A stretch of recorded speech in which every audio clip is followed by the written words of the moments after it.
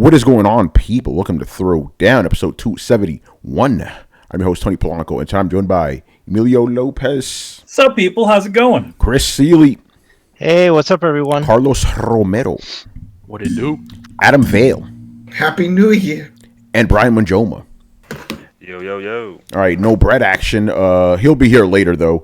And I'm back, motherfuckers. Welcome back, motherfucker. I'm back, baby. Even though I haven't been gone from the Throw Out Your Questions, I have been gone from this show for 2 weeks. Yo, man, that's crazy. You know, yeah, man, it happens. And I will tell you all about that later because I went out there to the Callies for some games that I could actually talk about now. I was under embargo, man. They had me fucking locked up and shit. You know, are you going to talk about Outsiders? There's Outriders, and yes, I am Black Metal Gamer. You know, so obviously, I want to thank you guys again for holding it down while I was gone. You know, I didn't get to hear like the complete episodes. The one I haven't heard, believe it or not, is the Torrance one. I heard the first one.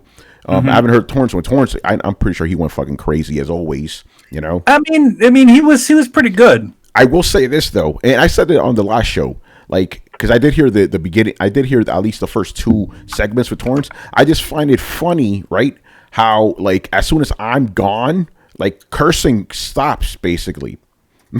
Even with Torrance, like, Torrance has a fucking filthy mouth, but even he was like calm. But like you say, man, he's like, you know, the energy of the host kind of exudes everything since you were hosting it and you're more of a chilled out kind of dude. Even Torrance just went with the flow, you know. If it was my ass on there, you know, Torrance would be like, hey, motherfucker, you know. Yo, man, the thing is that you have this energy about you that everybody sort of feeds off of. It's crazy, man. If you're loud, everybody gets loud and excited. And that's, you know, I feel like there's a lot of folks that are like that. For me, I was just like, I'm kind of like, yeah, I'm like, chill. yeah, Mr. Smooth Man, you know. But anyway, so yeah, I'm back here, and I don't expect me to be gone for any time soon, unless some shit happens. But I think we're okay for now. You know what I'm saying? Again, I'll regale you with my Cali stories in a bit, man. And also, before we start, I want to give a huge shout out to Gamertag Radio for having their 1000th episode where they had Phil Spencer on. They got a lot of traction off of that. Like, I was telling those guys, like, yo, watch every game site on the planet quote you guys, and that's exactly what happened. They were quoted like crazy. Really good interview. It was about half an hour long. I heard all of that. I liked the questions they asked them, you know, so congratulations to those guys. What size of your sneakers? Yeah, right. Unfortunately, they didn't ask how much the console cost, though. They were actually getting shit. We're gonna get an answer. No. Here's the thing. A lot of people were giving them shit. You know, the crazy fanboys were giving them shit because they didn't ask that question. As a matter of fact, there were some motherfuckers that were like, they were saying, like, they're like, yo, if it was me, I would ask better questions. They said this before the interview even went up. Oh, man. Fucking crazy. It's going to be this question, though. What up? I completely understand why they wouldn't ask that question. But if you guys were conducting the interview, would you just ask it anyways? Off air. Yeah. Off air. I would ask with something that's relevant now with them about this whole payment plan system trade-in, because apparently if you do this whole thing, you're only spending like $200 for the new. Yeah, and that's been reported, so you could ask that. Like, that's what I'm saying. So I would ask for more clarity on that, because that sounds like a big shocker and a big surprise if they really want to get competitive. Like, yo, $200 with a trade-in, and if you do the payment plans. Yeah, it's crazy. Yo, Adam, when you get the chance, get yourself on camera, bro. We got to see them arcades, I man. thought I was on camera. Nah, man. This shit is too Watch him be on camera and then see what happens. There we go. All right, you're good. What? You good. What? Of course, I'm not. What are you talking about? Yo, get I'm on that camera. finger out of your nose, man. Oh, fuck. Remember, we're live, baby. All right. We're on the internet. We're on the internet. This shit's documented for life. Ain't that about a bitch, man? All right, I'm gonna give or until the meteor comes and destroys us all. Oh, fuck. You know, current events. Don't worry, I'm building a bunker. All right, I want to give a shout out to some of the people in the chats here. Black Metal Gamer, Do the Third, Paiku Han. Yeah, man, what's going on, people? What's going on? 100.7 The Wave. You crazy, bro. The Wave. Remember that shit, The Wave? Actually, I don't know The Wave. I've heard of it. I don't think I just know. They kind of stopped doing them at baseball games. You know? They do it at football games too. They do it at all. In fact, soccer, any sporting event, they do a wave. Concerts. I've been to concerts where people do the wave. I've seen those. It's like, yo, what are you doing right now? Yo, man, they waving. Yeah. Anyway, let's get into it, man. So, the first topic here, which is our main topic, this shit is crazy. So, Bioware plans to completely overhaul Anthem. I wish Brett was here because he's Mr. Anthem. Is he really? Well, he is. He's the only one of us that played that shit. He stopped though. Remember, he got deterred from the whole thing. He's been playing that other shit. He's been playing Humans, the one that we keep forgetting the name of. Exactly. There's Ancestors. He's been playing that. He moved on. Yeah, but anyway, so apparently what's going on is you guys already we've documented the hell out of Anthem. How basically it was supposed to be BioWare's big, like, I guess games as a service type of game, completely bombed. Nobody liked it.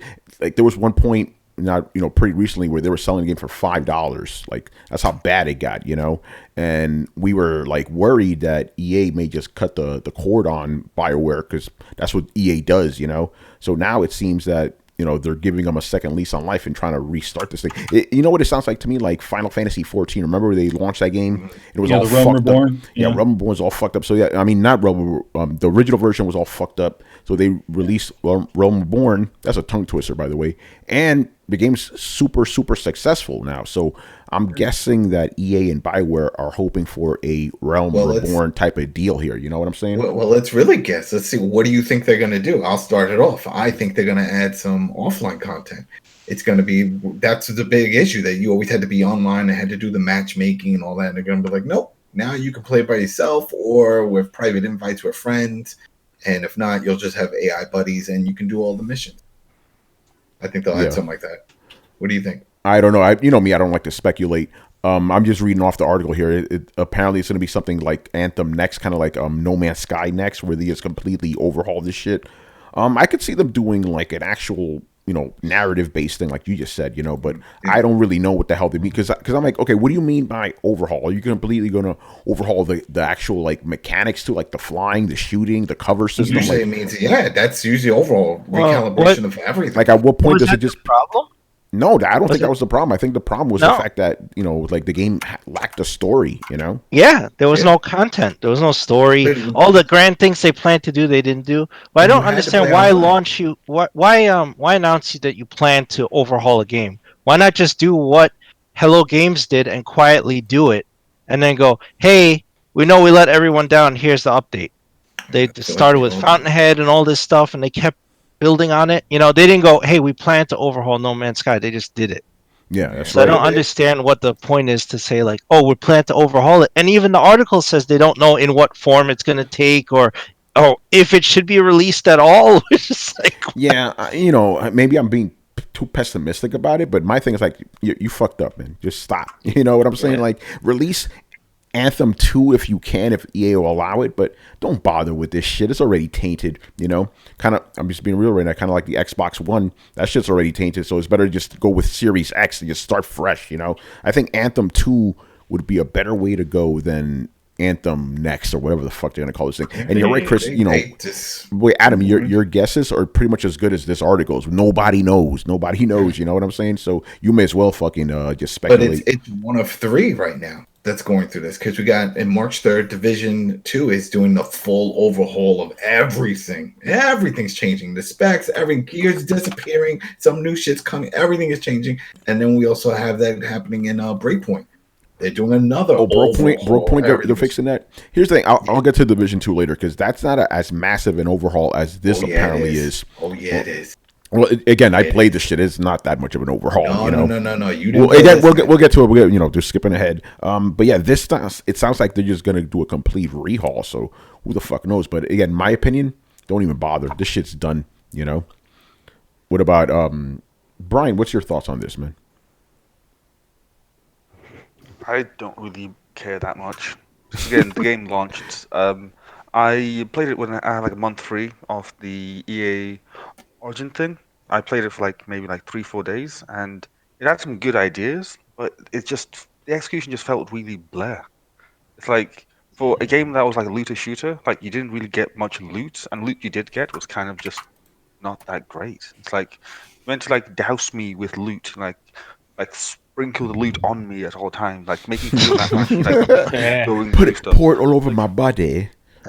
I went through I think I got level 8 or 10. and I still had like the starting gun because I Wow. had nothing better. It's like that's not meant to happen. Like compare that to like Borderlands, where it's like, okay, you start off, you get some guns. Okay, cool.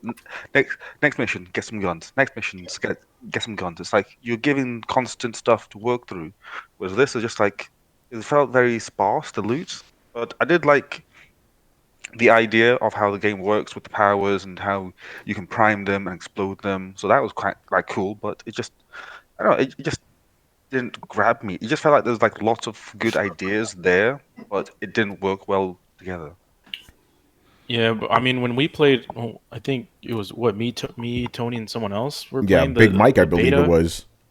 Yeah, like the best part of that game was just fighting the enemies, and I think that's about it. Like the loot, like didn't make sense. There wasn't really a story. Um, like if it had like an overarching story and just made the world more enticing, because when we were traversing the world, it's just flying from point A to point B. There was nothing really interesting about the journey from point A to point B, and I think that's why for me I just didn't compel me to want to buy the game. So Yeah. if they can do something that makes that better, I think it might intrigue me. But I agree with Tony about why don't they just make this not Destiny, a fucking Anthem Anthem 2. 2. I mean, they did it with Titanfall. Titanfall had not a similar issue, but like it did have an issue where the first one was so underwhelming with people, and Titanfall 2 like corrected a lot of that, and Titanfall 2 is highly regarded now. So I don't know why they didn't do that, because especially for Bioware, because they have so many of their chips pushed in for this franchise. They pushed aside their their number one franchise critically and everything for fucking Anthem, and then now Anthem is that's all they stand for now. They're not the Dragon's Age fucking Mass Effect team anymore. Brett's They're not the here. You can say the name correctly. Brett's not here. Okay, they're not the Dragon Age Mass Effect team anymore. They're the Anthem machine. Yeah, And but look what Anthem is, though. That's the problem. Oh yeah, I mean, I don't like it, but that's what they are. That's where they, like I said, they put all their chips to that Anthem train, and they're gonna live or die by it. That's pretty much they really can't they really can't survive without making Anthem a success. Yeah, unfortunately. Again, we've talked about this before. It's like, yo, EA is ruthless when it comes to these companies and stuff. They just killed companies just cause. So don't think Bioware is immune either, man. If they do another flop, that's why I honestly believe they put out that Dragon Age promo like so early. They literally just had a logo, but I think it was more telling people, hey guys, we're still Bioware. Don't worry, because after Anthem, bro, it's crazy right now. I do want to say this though. The fighting in Anthem was cool, but it felt too much like Destiny to me, man. Like when we had to fight a fucking giant robotic spider like in Destiny, I'm like, bruh, are you fucking kidding me right now? Like, you're not even trying to hide the fact this shit is Destiny. The only difference that I saw, and granted, I didn't play that much of the game, Carlos, I think you and I played the same amount. It's like the only difference was the flying. Other than that, it was the same fucking game, The flying, the power ups, like Brian mentioned, that like there was like those power ups that like you fill the gauge and turn Super Saiyan. Yeah, or whatever. like Destiny, But oh yeah. So the whole Dragon Age thing, it's like Dragon Age is nice, and a lot of fans still love that game, but that's not a franchise that'll bring you back. As much as we love Dragon Age, it's like it's not that type of franchise. Mass Effect maybe is the only type of franchise that can do that. But after Andromeda and after the end of 3, it's just hard. Like, can we trust them anymore? Yeah, because you could make an argument that Dragon Age is a better franchise than Mass Effect in terms of story, but I don't trust them now after Andromeda, bro. I don't know, man. Because the last Dragon Age game, Inquisition, was fucking amazing. But who the fuck knows now? But yeah, we'll see what happens with this overhaul. But yeah, it's just funny that even the source, which is Jason Schreier, he's even like, yo, we don't know what the fuck this overhaul actually entails. Yeah. So his guess is as good as ours, But yeah, if they pull off a Realm Reborn here, might be a good thing. But I still say, yo, fuck it. Just do an Anthem 2 and that'll be the overhaul, maybe we could all forget this shit. We'll see. Yo, my thing is like, okay, because this is supposed to be the quote unquote A team, right? Who are they gonna get the A+ team on this shit? Like, I don't know, man. Shit is crazy. All right, let's move on here. So the next story up is Samsung and Xbox are partnering up for cloud gaming. So everybody knows about Project X Cloud and all that. Now apparently Samsung and Xbox are going to have a partnership that pretty much revolves around it. Ironically enough, or interestingly enough, all they say is like, yeah, we have a partnership, but they don't really explain what the partnership is. You know what I'm saying? The app is going to be on the phones. It's going to launch with the phones. But like, you could get that app on any phone now, can't you? No, not yet. Really? What's it available on now? Didn't you saw it? I said it in the chat. Yeah. It's just recently had a preview for the beta for the iOS. Okay. And even for some Android phones still don't support it. You can do an APK and dump it on it, but it doesn't fully function. Got you. But they're not going to do like a exclusive to this thing, are they? I don't know. All we know is that the app is coming there first. Like, it's just going to launch with that. I think that's what it really is. It's just that, because supposedly that's like one of the best phones that Samsung the Galaxy S20, right? Yeah. Globally, like that series, those Samsung phone. Not only that, but they can also make a deal where every time you buy a Samsung phone, that app, that Xbox, the xCloud app is already preloaded into the phone. Yeah, well, that's the deal. Yeah. That it's already in the phone. Now, the only other thing that it could be that we don't know, because we know that the app is part of the phone, but what we don't know is if it's going to offer some deals. Like, if you sign up with T-Mobile for family plans, you get Netflix free. You know what I mean? What if they do something like that and they have a service where, hey, you get the phone and you'll get like a year of this, the xCloud service, because also remember that's a lot of data usage if you're streaming games on it. Oh yeah. So maybe there's some kind of plan that they're going to work out where it's like, hey, get the phone, has xCloud, and you get unlimited gameplay streaming, and because that's going to go far beyond any kind of unlimited package. It's just massive, the data that's transferring on that. So I don't know. Here's the thing, though. Samsung is not a cell phone service, though. All they do is just make cell phones. I mean, what kind of deal could Microsoft ever make to do something like that? They would have to talk. They would have to be. They would have to talk to. They would have to be. That's what I'm saying. They would have to talk to T-Mobile and all the guys carrying the phone. Whoever's carrying that phone, that model, because I know some providers carry certain series of those Samsung phones. Just like the iPhone, some stores have just a certain versions of the iPhone. Yeah, so who knows what this thing entails, but that Microsoft is definitely pushing forward with this whole xCloud thing. So we're gonna see where it goes. But I will say this: xCloud is already better than Stadia. It's like, let's just be real here, man. What? It's not for me and Nana, man. We still haven't gotten invited to this shit. Yeah, I'm surprised my buddy did, man. Like 30 minutes. He was like, oh, I registered. All right, I registered. Next year, I was like, yo, I got in. And he showed me. He had the app on his own. Fuck, I didn't get it. Still waiting. Yo, man, we're more qualified than your buddy, man. Yeah, what's your buddy got over you, man? You guys are on a gaming podcast. What's he doing? He ain't doing shit. He freebases a lot, so he's Yo, you crazy, man. All right, I'm going to switch around the topics here because I think the next one is actually better suited. All right, Activision, this is interesting. So speaking about gaming, streaming services and all that, GeForce Now, right, which you guys talked about on the last episode. Yeah, man. That's officially, it's out already, right, Adam? Yeah, I've been using it. I've been having some fucking issues, man. Of course, you always have fucking issues, though, man. No, but it was smooth sailing. Everything was working. I'm signing into stuff. I'm playing. I'm doing jumping jacks. So happy. And then the Blizzard shit disappeared. Yeah, well, yeah, that's what we're here to talk about, man. So wait. I think something else has gone too. So today I decided, I was like, well, as we all know, Division 2 went on sale everywhere, $2.99. Right, so I do all of that gaming on the PS4, but I was like, oh, $2.99. I'll pick it up on the Epic Game Store because I have the Shield. The Nvidia Shield, and that supports GeForce Now and the streaming from their servers. I'll get it there. So I picked it up. I sent the video to you guys. My buddy had it running on his phone. Everything was working great. And then I get home, and then I try to connect, and it links me up, and it says something's going on with the Epic Game Store and GeForce. Try back later. I've been trying for like 3 hours. It just can't connect now. So I don't know if they're pulling it or some issues are going on with Epic now. And well, from what I understand, based off this article here, companies need to let their game. They need. Basically, GeForce needs permission to have their games on there. You know what I'm saying? And they did ask Blizzard or Battle.net or whatever to have their games. They said sure, and then at the last minute, because it is up to the company's discretion, they said no. So they pulled all their shit. That means no Overwatch, no World of Warcraft, no Call of Duty. Well, the thing is that and that was it. It was on there too. But all that stuff was there from the beta. So I think what happened is that they didn't tell them when they were launching out of the beta.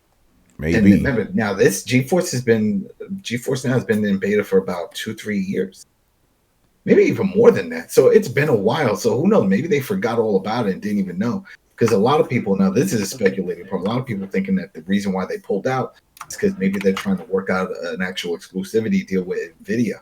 Because they're like, hey, maybe we can make some extra money out of this. Because right off the bat, if I was to tell you, it's like, hey, I got this thing where I'm going to host all these amazing computer servers, right? They're all souped up so that way everybody can play, and they're going to be playing their own libraries from all the stores. Don't worry about it. We're not taking the cut of any of that. We're just hosting all this stuff. People still have to buy your game full price through the whole thing or whatever deals you work with Steam and Epic and all that. So it sounds like it's a win-win for both. Yeah. But then we got Nvidia, and they're dying for content. So who knows? Maybe they're trying to do some exclusivity deals because Capcom also pulled. Yeah, check this out. Check this out, Adam. So Capcom, EA, Konami, Remedy, Rockstar, and Square-Enix all pulled their shit. I didn't see Rockstar stuff anyway. Yeah, it's all right here. I'm reading it off The Verge. Rockstar pulled their shit. Square-Enix pulled their shit. Capcom, EA, it's like everybody's just done. And this is right after the beta ended. They were all there for the beta. Yeah. So why would you agree to the beta and then not for the official? I have no idea. They probably were looking at the way it all worked. I mean, I'm sure they were just like, okay, let's just test this thing out and see how it goes, and then after that, they're just like, we're not happy about this. It's always easy to test something when there's no money involved. When there's no money changing hands, there's no risk of failure or anything. Sure, they sign on for it, but then I don't know, maybe Stadia left a bad taste in everyone's mouth, and they're like, you know what? We don't believe in this shit either. But it works great, though. It does work great, but it doesn't matter. Stadia didn't fail to launch, and then Nvidia is trying to do almost the same thing. Yeah, but with no store. Well, better. But it is better. Store. We see that, but they don't see it, So it's just risk versus reward. They just probably got cold feet. That's a lot of cold feet, bro. I know it is. It's a lot of guys. I mean, here's the thing. That's like maybe the situation is the fact that maybe they do want a piece of it, off of being pushed onto another thing, even though it's just duplicating whatever is on their stores, right? And they're just essentially it's essentially providing a sort of a external marketplace that essentially kind of comes into one section. Which would probably, I remember how like PC gamers, a lot of PC people are all angry about a lot of things being exclusive to Epic Game Store. Well, what if you just had one thing that united all those different stores that you had? That would be a pretty damn good thing. But that's what this was supposed to be. Let's say your PC or anybody that doesn't have a gaming PC, and no video card or anything, they can still get involved into this world. Yeah, and we're like, all right, so maybe free. But maybe the situation, maybe that's the thing. Maybe the situation is also the fact that they want to make something off of this. They do. Even buy the game. No, not just buy the game, but something off of what additionally, because this is being offered through their own through this specific. It's like this one section. I think that's maybe that might be a factor. I think that the fact that they're being streamed over onto something else, they want a little bit of an extra piece of it. If Steam leaves, then it's fucked. Because right now Steam obviously has the largest library out of all of them, and it's still there, and that still works. So, if Steam leaves, it's gonna hollow this thing out, man. It's done. Yeah, it'll just be Epic Game Store, and then if that still works. And you know how people hate Epic, how much people hate that, right? It's crazy, Epic! man. It's so bad. It's so good. Yeah, it says that Nvidia hopes to work with Activision to bring the games back, but who knows, right? Who knows? Well, they got to talk to everybody they got the now. Video cards. All these games that work on PCs are built around that damn video card, especially the manufacturer, Nvidia itself. So I just don't see why they're going to focus on AMD. Fuck that shit. I blackballed them. I said, you know what? You don't want to be part of this shit. No video card support for you. Your game can't play. the graphics card Nazi and shit. No graphics card for you. I do it. Fuck that. That You shit trying is to crazy. embarrass my company? No. Not happening. Nothing the house of embarrass Nvidia. Nothing the house of Motombo. Your games do not work here. Pushing it on every damn Windows, Linux. You have dishonored Nvidia, the greatest company ever. There you go. You almost you spit get up a my kangaroo. drink, motherfucker. That's how you do it. Oh, speaking of drink, look what I'm drinking. What you drinking, man? Malta. Malta. Oh, bringing it back, son. Bringing it back. Yeah. Yo, that's The acquired taste of most Hispanic people. the taste of the Caribbean right there, man. Yo, Carlos, I've Carlos, never Mexicans met drink that. that shit, man. Malta? Nah, we got our own beer. Oh, What do you that's not got? beer, Well, though. it's not beer. It's not beer. Well, they say it's not, but back when we were kids, that thing had like a 2% liquor count. It was sold in the liquor section. Yeah, Malta. That's the Caribbean shit right there, man. You know, Yeah, we have things. We have things that we can't even say anymore because they're tied to several viruses and shit. Oh, damn. Yo, disparaging my favorite drink, man. Some bullshit. Some fucking bullshit. Anyway, let's move on, man. This is interesting. So we all know Mr. Geoff Keighley. Excuse me? Yo. So he has been going to E3 for 25 years.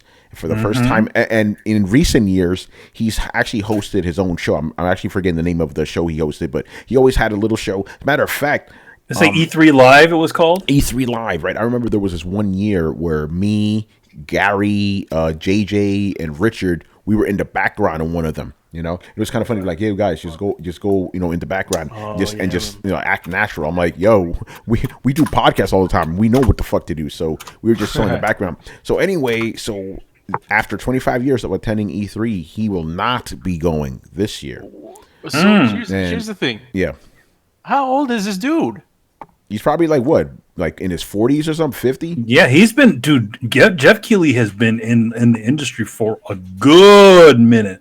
Like, I thought Jeff was maybe like your guys' age. Yeah, no, he's probably old. He has to be older because 25 years ago I was 10 or something like that. 15, I was 15. I was 15. So unless he's been attending since we were 15, He's 40. He's 40. Get the fuck out of here. He's our age. he's our age. But I'm gonna say this: age hasn't been kind to Jeff, though. He's got some serious gray. His whole head is gray now. Well, listen, we're Latinos, man. We don't age like that, Yeah, when I was there's something about being that age and having a Kojima obsession. Oh damn! I heard. So you got to realize when you say 25 years. Also, you got to remember that Jeff was working for Victor Lucas back in the day. Yes, he was. And he was doing. Now you can realize we were like, how old were we when we were watching Electric Playground on G4? Oh yeah, we're like in our early 20s. Yeah, early 20s. He was a panelist. Bam. That's it. That's right there. Like he was doing those shows, and he was crazy That's insane. young. Okay, hold on. I'm getting fucked up right now. Yep. Geoff Keighley was my age doing all that shit. Yep. Wow, that's crazy, man. And he worked gives you a little more of a perspective, gives you a little more respect for the guy, right? Oh, of course, yeah, man. Listen, like I said, I'm not a fan of Geoff Keighley per se, but I've never had a problem with him. I always give the guy respect. He does his thing, He definitely tries to do more for the industry, which is a good thing. Again, not a fan of his works, but I respect the man. You could not like somebody's work and still respect them. You know what I'm saying? I think he does. I think he does what he does quite well. He does. He's able to get people to come onto his shows. He's able to get people, to showcase these creators, which is great. But yeah, him leaving from E3 though. It's like that's like. He is like their chief, essentially was their like chief documentor of it all. Basically.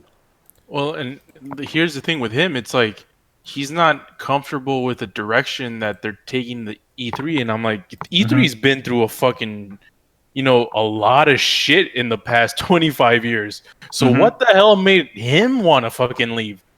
I mean, to be honest, like if you looked at what they were saying they're planning for this year was actually kind of silly, weird sounding. Like to focus on the social media and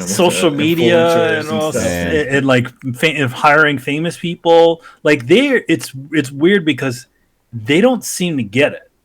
Like it's like they're trying to turn it into this sort of thing that doesn't make any sense for the thing. Obviously, the people who run the ESA don't really have a real good feel about how what people in the industry want, as well as fans want.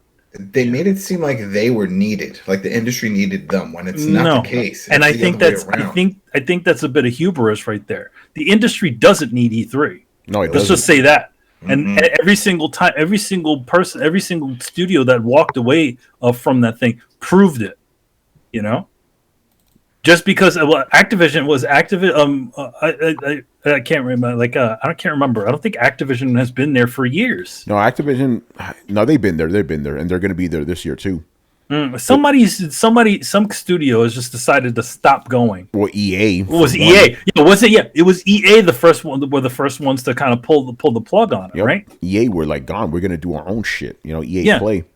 Yeah, so I'm thinking they're like, okay, so fuck it, we're just gonna have our own free E3, right? This is fucking crazy. Well, I think EA Play you still have to pay for. I think. Don't quote me on that. Don't quote me on that. Well, no, you and I didn't, obviously, No, anybody could walk into it. It was all open to the public. Interesting. Okay, I didn't know. The only difference being as media, you get in earlier than everybody else. But otherwise, everything was free. In fact, if you Microsoft's thing was free too, open to the public. All you needed to do was just wait on the line to get in to play a bunch of games that were there. So, yep, you're right. I just looked it up. Yeah, tickets are completely free to the public. Yeah. So, I mean, you have one situation, E3, which is overcrowded and expensive, or you can just wait on a free line. Yeah, and get sunburned like I did. And wait on a free line, get sunburned, but you get to get inside and play some Xbox games. You get to buy some cool Xbox merch. Bam. I think I said this during our coverage of last E3. Not last E3, before that. Before that? I wanted to have a T-shirt that said, I went to EA Play and all I got was this lousy sunburn. Like, that's what I wanted on my T-shirt. EA Play was bad, bro.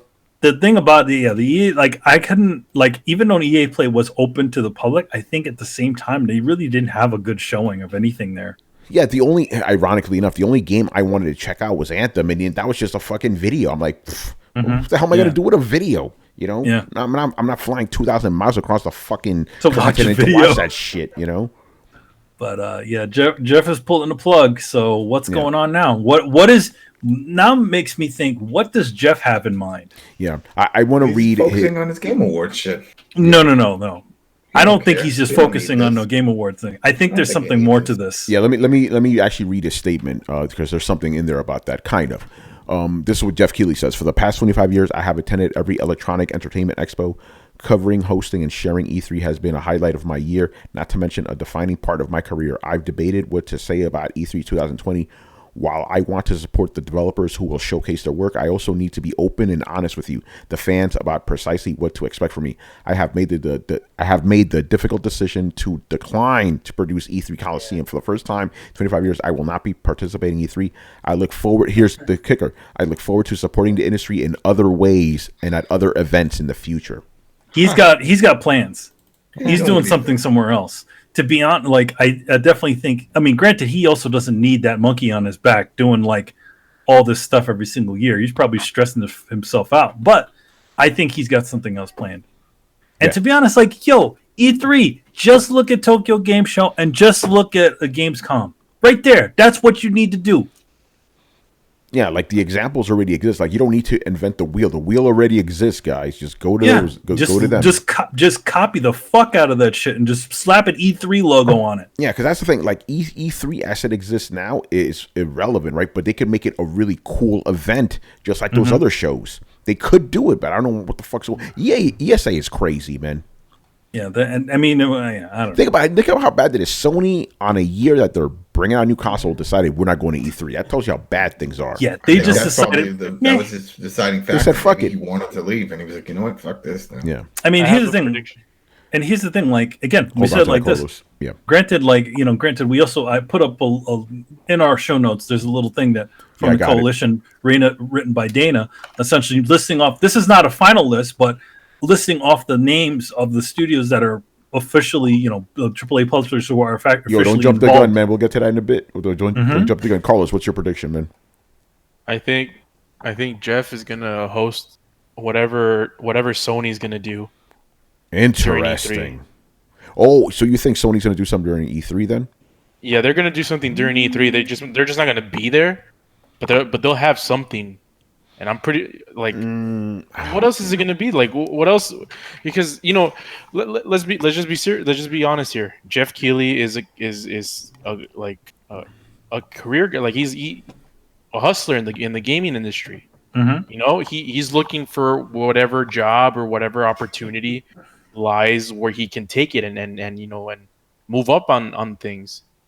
And I think having Sony with their shit, him being, maybe, I don't know, because he did a good job with the video game award, so maybe he'll do something with Sony to present the next generation of PlayStation. Yeah, I do want to say this. Now I'm going to go into Conspiracy Town. Uh-oh. Mm-hmm. Last of Us 2 comes out a week before E3.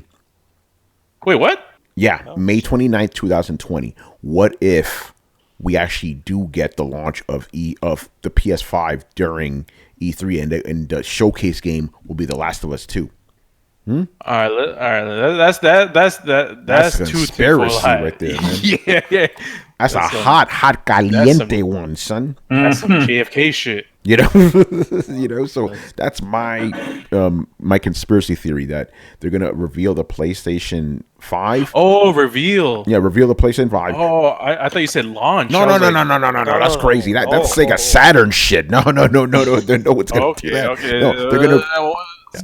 Yeah. So they're gonna reveal it because remember I always said that they were pretty much gonna copy what they did with PS4, right? Reveal it in February. It's February now. Trust me, if this was going on this month, I would have heard something. Somebody would have told me something, or I would have gotten invited. So it's not happening this month. So I think what's going on is since The Last of Us 2 got delayed, and let's just be honest, it is the most anticipated PlayStation game of the year, right? They want to have that fucking game with the PS5, right? So I think during the reveal, not the launch, Carlos. If I said launch, my bad. The reveal of the PlayStation 5, I think they wanted to coincide with this game, and that's right before E3. Yo, if they do that shit, that's my hip hop gamer moment. By the way, that's my prediction. That's not a prediction. The hip hops aren't predictions. Oh yeah, he confirmed it. Okay, I'm not confirming nothing. That shit. I'm not confirming nothing. That's just my not even prediction. My conspiracy theory. That's my there you go. Yeah, my conspiracy theory. Very interesting times, bruh. Very interesting times. It's been what over 2 months of this speculation talk, and we still haven't fucking gotten anything. Yeah, from fucking Sony. Yeah, Sony. Yo, Sony's been quiet as a motherfucker, man. Yeah. I have something to say about that. We will say about that. We'll talk about that. Okay, because Sony has been unusually quiet, right? Meanwhile, Microsoft is out there making waves, right? They're always in the news for something, right? Project X Cloud, Gamer Tag Radio, they're all over the place, right? And say what you will about Phil Spencer, right? He is the face of Xbox, and he is a affable guy. You know what I'm saying? Like, you see him, you want to hang out with him. You know what I'm saying? Sony doesn't have that anymore. Sean Layden left. Who the only guy they have left in Jim Ryan, and Jim Ryan's a fucking hard ass.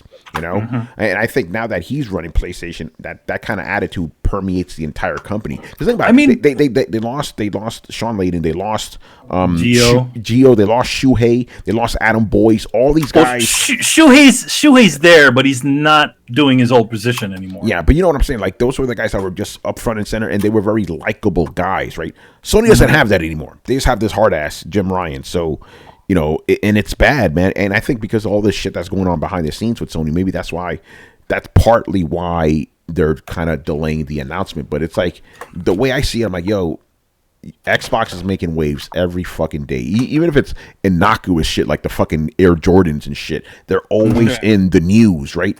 So what the fuck is Sony? Sony ain't nowhere. So they definitely need to do something, man, because this shit is looking bad. I hope this is not a sign of hubris, though. That's you know what I mean with them. You know, that's my like oh, we got the market. Well, we don't need to say nothing. And then when they come out with it, then it's just like not anything with what anybody wants. But I mean, here's the thing. Like also I guess the only other guy that they have there that's kind of is their architect. Mark Cerny, Mr. Cerny. We'll see about that. We'll see about that. The architect, so on and so forth. So we'll see about the band. Sony, they need to do something because, as a matter of fact, they should have done it now, bro. Get out there, man. See all these headlines, and Sony could do. Think about how many waves Sony put out there with a fucking logo. With a fucking logo, it stole the momentum from the Xbox Series X. People are waiting, but Sony is just. Whatever reason, I hope you're right. I hope you're wrong. That is not hubris, because that would be bad. We don't need that shit. Remember PS3? Get a second job, buy the console. I just can't believe it. The other one that I also think is interesting is also, and this has to do with Phil and the Xbox brand in general. I feel like the one moment when they stopped speaking the way gamers understood them, when they started doing the whole TV stuff, I think that's when they started losing all the really diehard fans of Xbox, because Xbox from the beginning has always been about we are the guys that are at your level. Again, go back to the beginning, right? Adam, remember, Major Nelson would always put on these different things, like these little things, like hey, I'm gonna be at this bar. Why don't you guys come by and talk, and we'll play some Xbox. Stuff like that. He was doing a podcast talking about the product before the company even officially started paying him to do it. Yeah, that wasn't even his job. That's just something he wanted to do. Yeah, so it's like they've always sort of been, at least from the early times, they were sort of like, okay, we're not the hoity-toity guys to tell you to go and buy, go get a second job. We're at your level, and I think with what the strategy that Phil is kind of doing now, where essentially he's not only doing those big old press conferences, but he's also doing, again, shows, doing, smaller shows, and also doing, just trying to get the word out, Yeah. No, Xbox, it's funny because people always say, "Oh, you guys are the pony podcast and shit," but we give respect to, to people who deserve it. We got to give respect to Xbox right now. They are out there, right? They're putting people out there, and they're telling fans exactly what they want. When Phil was doing the interview with Gamertag Radio, what did he talk about? Games. He even talked about the games he's currently playing just for his own enjoyment. That's the shit people want. Sony, they're just being like aloof and shit, like they're up there on their little like high tower or whatever. Yeah, they're doing the ivory tower stuff where you can't reach them. Like, but I feel like when Sony was at its best is when they started. PlayStation was at its best when they felt like you could actually meet and talk to the people and have a good time. And I think that goes to all the poor little out for the homies that left, right? Right. All those guys were really cool, approachable sorts of people. They didn't feel like there's just this blank executive, kind of like the way the Nintendo guys are. Yeah, right, man. Listen, I've said it once, I'll say it again. Bring back Kevin Butler. That's all I can say about that. Yeah, you definitely never said that once. Yeah, I've said it many times, man. If I said it once, I'll say it again.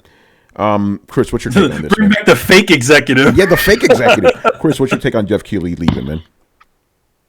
I found it a little strange, but I guess I can't blame him. I mean, he maybe just thinks E3 is like, the fucking weekend at Bernie's, man. It's like they're on Dirt Court. So he's like, he's got Game Awards, he's got his own shit going on, he's got connections in the industry. He's like, fuck it, I can just do all these things. I don't blame him. Weekend at Bernie's, man. That shit is crazy. Yeah, they're all tripping over themselves and shit. No, it's just a corpse. Like they're just dangling a corpse now, making the corpse dance and shit, making you think it's alive when it's actually been dead for like, a couple of years now, Oh man. By the way, because it's been years since I've seen a movie. How did it keep Bernie from fucking rotting? Oh no, it's just it was only two movies. No, they eventually they did bury him. No, but I'm It like, was yo, it was a weekend. Oh, It was only a okay, weekend. yeah. It was like it wasn't a month at Bernie's. Yeah, but they even a fucking skeleton. Yeah. It turned into a horror movie, you know. Like, oh man! All right, let's move on here. So yeah, man. Excuse me. That's good. Just real quick. God damn it! I lost my train of thought. The first one. I forgot that fucking The Last of Us 2 is freaking May. Yeah, I told you. I literally said that. He just said that. No, I'm saying I'm reacting to that, Okay. but I'm just reacting later to it because there's other stuff. But yeah, like it's just crazy to think that freaking The Last of Us 2 is coming out at that time. Well, Like, I honestly think another thing. I think Sony's too quiet right now. They are too quiet, bro. I because they're not promoting anything. Like somebody in the Discord told us that like Dreams is dropping Friday. I had no fucking idea. Yeah, I had no fucking idea. Yo, Chris, technically, yeah, today. You know? Yeah. So yeah, I'm like, what? Why aren't they saying anything? I know. I mean, okay, if you want to keep PS5 under wraps, fine. But you still have to support this gen. You still have stuff launching. You still have third parties that are putting stuff out in your system, and they're just like, eh. I almost feel like for Dreams I think they're kind of expecting it not to be a big deal. Yeah, well, it's not a big deal if you don't say anything, man. Right. No, but I'm saying it's I think it's like they're somewhat trying to bury the thing. You know what I mean? No, that's shitty. That's stupid. They're trying to bury it? No, okay, so like, okay, if bury you know, it for what? There's nothing else coming out, you know? No, I'm not saying bury it, but like they're putting it in a slot that's not. I mean, granted, the beginning of the year has been proven to be a lot better for things, but in the movie industry, right, the beginning of the year, January, March, and February are the kind of dumping grounds for films that they don't have a lot of faith in, but they're still part of the same fiscal year. So if they do well, it's like, oh hey, we had the best amazing year that we did, or we've ever had, or more than we expected.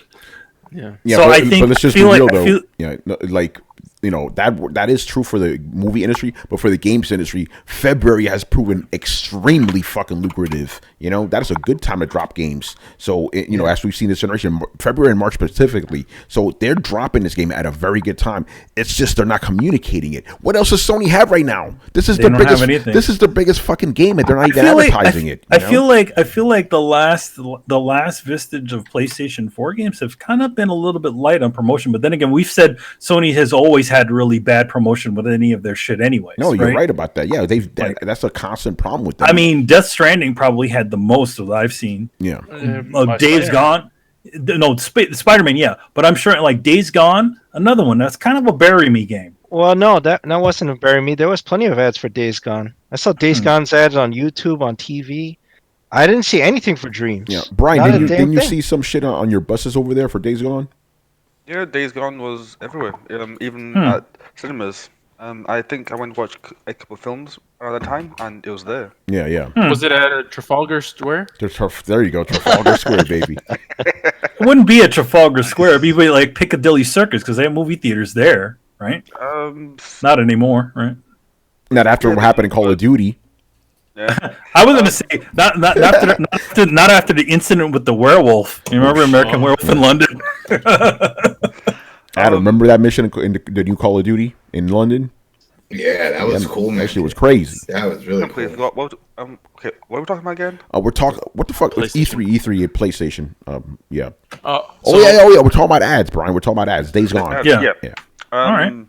Yeah, I've seen some ads. But for Dreams, I've not seen anything on TV, but I've seen it on YouTube, like here and there. Yeah. But it's been PS3 levels of Sony, where it's like they're not advertising their shit, which is again, it's frustrating.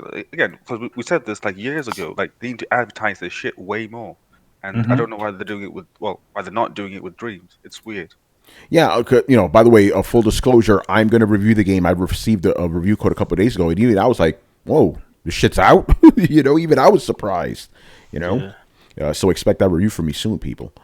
All right. So it was a two-parter that I was going to say. Oh. And I'm still sticking by the prediction that I made a couple of months ago. March 4th, which will mark the 20th anniversary of the release of the PlayStation 2. Something either an announcement of an announcement is going to happen that day, or maybe the PS5 will get revealed that day. That's my prediction. But I mean, we're getting fucking close, so we'll find out soon. Yeah, we will see about that. We'll talk about that. All right, man, let's move on. So related to E3, as Manny mentioned, we actually know some of the companies that are going to be there. So I'm going to list off the companies. And right now, this is just at the time of this recording. They're going to add more, obviously. But it seems right now they do have, at least, not the super big ones, even though Activision is pretty big, but they have the, industry, mainstays. So, all right, moving on here. Activision, right? They're going to be there. Amazon Game Studios is going to be there. Bandai Namco, that's a perennial one. Bethesda is going to be there. Capcom, Deep Silver, Epic Games, Gung Ho Entertainment, Hori, Calypso, Control Freak, NCSoft, N-Dreams, Nintendo, Nvidia, Oculus, RDS Industries. I don't know who the fuck that is. That's coming soon.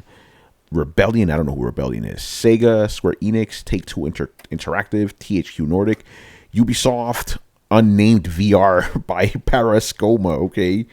Warner Brothers, Xbox, Xseed, and Xsola. I don't know who Xsola is. So, yeah, a lot of the usual suspects there. Although you notice how there's something missing between Sega and Square. SONY. It's interesting. It's interesting seeing how much of them are going there. And then the other thing, it's a thing that I kind of find interesting. N-Dreams is there. Okay, for those of us who don't know, namely me, who the fuck is N-Dreams? N-Dreams used to make a lot of PlayStation Home stuff. Interesting. Yeah. Interesting that they would be there. I mean, granted, they're not doing another PlayStation Home. PlayStation Home 2 confirmed? Yeah. I heard, well, there's rumors that PlayStation Home was actually created by EA. Oh, interesting. Yeah. Yo, man, Havoc Physics isn't going to make an appearance? Right. I mean, you do realize that Havoc does have an actual engine. Like, they have a full-on game engine that nobody really uses. I think the last game to use Havoc's engine is Mafia. Well, I mean, their physics. No, like they have we know the physics engine, but there's a game engine that they have, and Mafia, the last Mafia game used it. 3? Mm-hmm. Yep. Interesting. I didn't know that. So yeah, those are the companies that are participating now. There's probably going to be more. So, and I'm just speaking for myself right now. It looks like I got shit to cover, so that's good.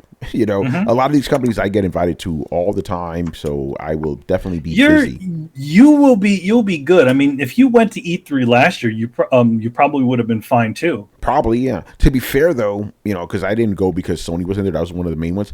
I didn't actually play any Sony games the last time I was there. I did. Yeah, so yeah, I'll be good to go. So definitely stay tuned for that. Manny, get ready for me running around like crazy like last time. Yeah, man, it's all good. I mean, I figure if I'm going, if I'm usually go every year with my industry stuff. But yeah, man. If I figure some shit out. I take some photos. Yeah, no, I'll be there. I still remember that one time. It was the last day of E3.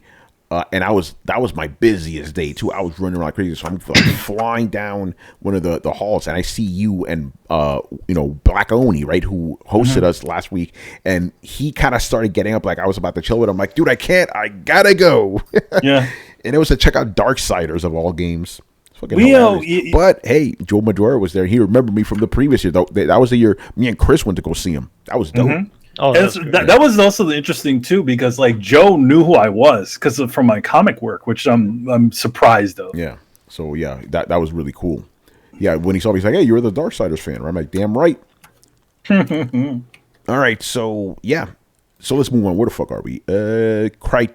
Adam, man. Adam sent me this story. It got me mad, man. So EA is going to move the Need for Speed development back to Criterion, right? Criterion actually made Need for Speed games before. So for the last couple of years, Brian, you can correct me on this, Ghost Games was in charge of these titles, right? For Need for Speed? Mr. Brian, I'm asking you a question. Knock, knock. What's up? Sorry. Yeah, it was Ghost Games that did the last couple of Need for Speed games, right? Don't recall. I can find out. I can grab the disc. in 2 seconds. Yes, it was Ghost Games.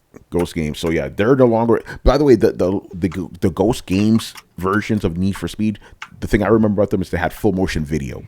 And hey, your boy got the platinum in one of them though. I think it was just called Need for Speed, and it was kind of like modeled after Underground, where it's just nighttime the entire time. Underground was fucking awesome. So anyway, so now we're gonna have Criterion back to doing Need for Speed, and people, I'm a little mad right now, man. I'm a little mad, and you know why, right? For fucking this entire generation, I've been screaming. Can we get a new Burnout, please? So now we kind of are. Let's just be honest here. The Need for Speed games made by Criterion, they're pretty much fucking Need for Speed Paradise, Burnout Paradise, just with a Need for Speed skin. But it's like, can we get the real deal, man? I don't know what the fuck EA has against Burnout. Like, Burnout Paradise did great. It did so great. They re-released it, and that one sold a lot too. So I don't get it. They're like, we're just gonna keep re-releasing Burnout Paradise for everything. I think they're fucking with me, man. I'm taking this personal right now. This shit is crazy. Side note, just update because we're talking about all this stuff. The Epic Game Store works. On GeForce. Yeah, it was some issue. It was having some delays with that connecting because you go to Epic, but then remember the games are still part of Uplay because I'm doing the Division 2. So then it's like you go to sign in to Epic, but then Epic still needs to link your Epic account to Uplay, so that way you can get that to work. And that's where it was conflicting. But I just did it on my PC now. And it went through, and the game booted up. So Epic is still on the NVIDIA GeForce store. Okay, yeah. keep going.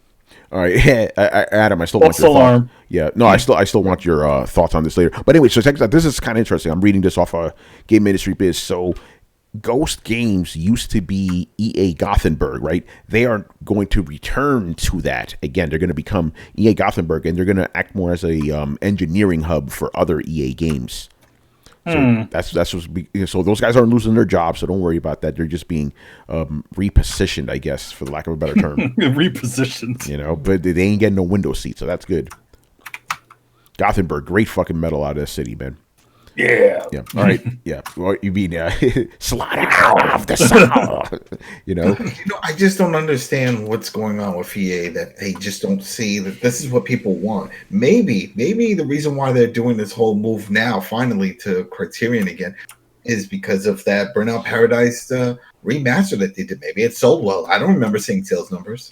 It was on MPD, I believe, for a month or two, So then, because this also coincides with what they said a few months back, their rep, when he was talking about their future plans for 2020 and talking about bringing back some older IPs. Remember? It was like, oh, yeah, we're going to bring back some older IPs.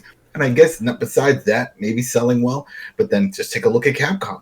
They've been re-releasing all their stuff. Oh, yeah. From all the Resident Evils to all the Mega Mans, and people are eating it up and buying it. So there's money in the older IPs. It just baffles me that EA has to wait this long. I mean, we should have had already a Burnout, Escape, NBA Street, NFL Street, all these fun games that they had, Freestyle, all these really fun. Remember the EA Big, all that crazy SSX? Yeah, I remember. Come on now, that's just fun. Pick up and play games. They're just sitting on them, doing nothing.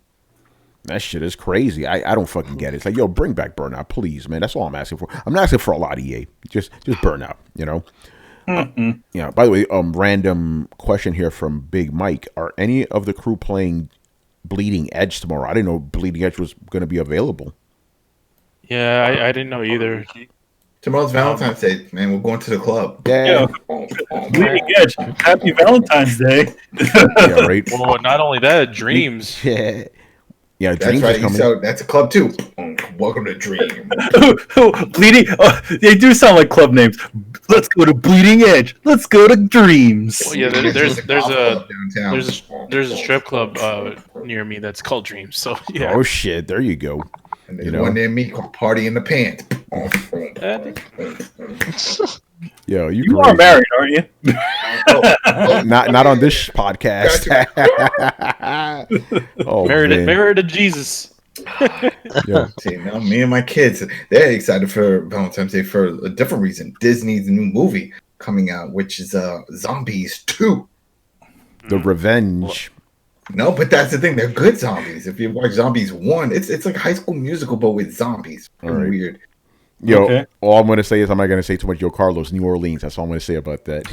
Oh, man. Some zombies. You saw some dreams there. We did see some zombies, though. Let's just be real.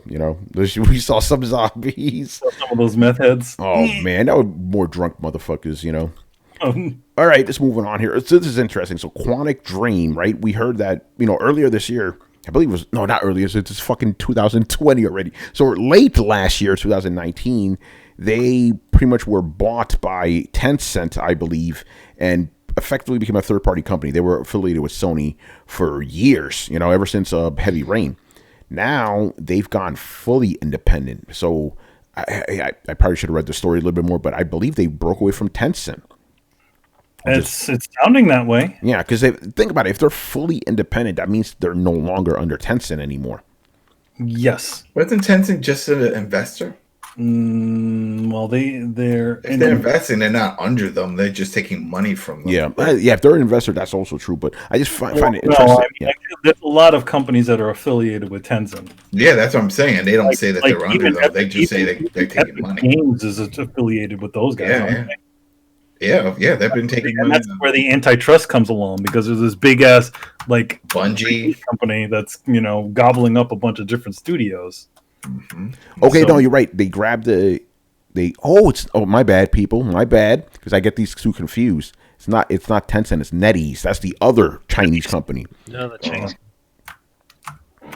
That's interesting. So anyway, I guess what this means. These games are going to go on every platform. Whatever Quantic Dream comes up with next is going to be on Xbox and whatever. That's gonna be a hard life with them, man. Like whatever they're working on, they really need to sell people on it, because that's part of the reason why the guys that did Hellblade decided that. I'm sure they probably decided to jump onto Microsoft, because it's like it's hard living. It's hard being out there trying to make these games and still keep the studio. And here's what's interesting: they're going to publish their own games. That's what's crazy. They're going to publish their own shit. Are they still part of NetEase or no? I don't know, because I'm reading their own statement, but they're not saying anything about NetEase. I think NetEase, they just have a stake in them. They don't actually own them. Okay, check this out. This is from an article from, holy shit, last year. Mm-hmm. Yeah. But it's still relevant. According to NetEase, Quantic Dream will continue to operate independently under the leadership of its co-CEOs, Cage and Guijame. I don't know how to fucking say that shit French ass name. Okay, so, but it's interesting. If that happened last year, why are they just now becoming quote unquote fully independent? Like who are they beholden to before? I don't know. Maybe they still had some sort of holdings that were attached to Sony. Jesus Christ! This is off topic, but it's still on it.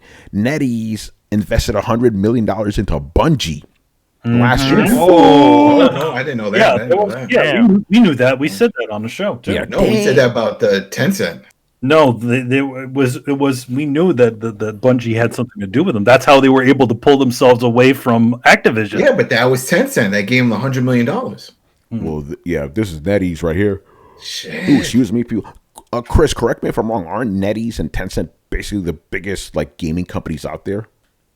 Yeah, they're huge in China. I mean, they're like multi-billion-dollar companies. They usually invest in a lot of mobile software, mobile games, and they got a lot of money to throw around. They threw money at Epic. They throw money at buy guys out. There's another one too. There's a third Chinese company that also has. Yeah, I think it's Perfect World. That's another one. Another huge one. Yeah. Yeah. By the way, I'm looking it up now. Yeah, just for clarification, Tencent is the world's largest video game company.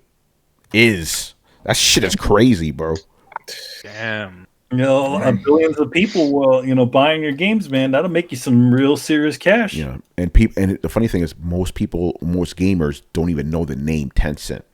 No, they don't care. They just play the games. That's the magic of it all. It's like it's not really.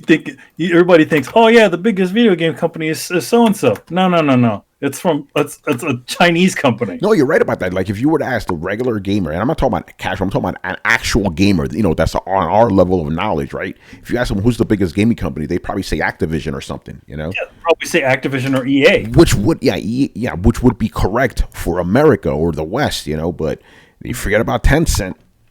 Well, what if someone said Microsoft? Because gaming company. Gaming is not their thing. Yeah, gaming's just a side hustle, Because does Tencent do something other than games, or is it just games? It's just games. Okay, that's all they do. Then yeah, that's what they do.